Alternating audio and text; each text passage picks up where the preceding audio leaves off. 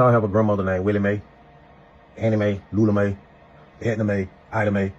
How many of y'all have a grandmother named that? Or a great grandmother named that? Where do y'all think those names come from? Do anybody ever thought about that?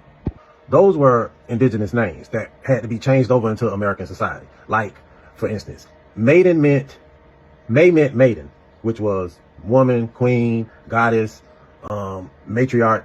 That's what that meant in indigenous tribes, right? So Annie meant favor, a woman of favor. So favorist maiden would be an indigenous name to somebody. So when you change that name over to fit into American society, you say Annie Mae. Eula Mae, Eula, which is E-U-L-A, that was like a good speaking maiden. Eula Mae was like a good speaking, I don't know how to put it, but like Eula comes like from the word eulogy. So eulogy is like a presentation, a spoken word, or a blessing of some sorts like that, right? So Eula Mae was like good speaking maiden.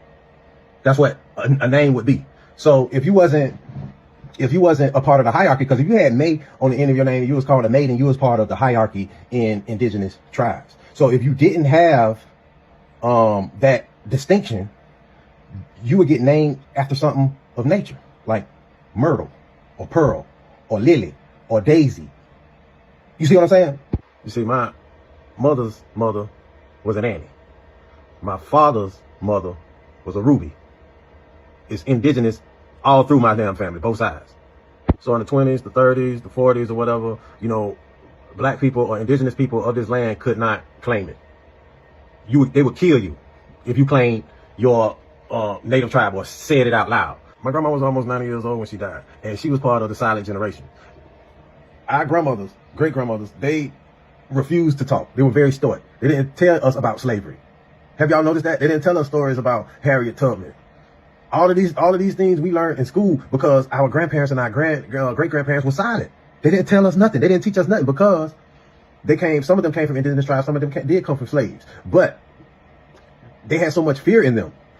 They could not speak about their ethnicity, their true ethnicity, their indigenous nature, their indigenous heritage. You know what I mean? When the $5 Indians came in and started claiming these names, claiming themselves as Indians and Native Americans or whatever, that forced our people to be silent, to not tell them their truth. That's why our grandmothers was in that silent generation.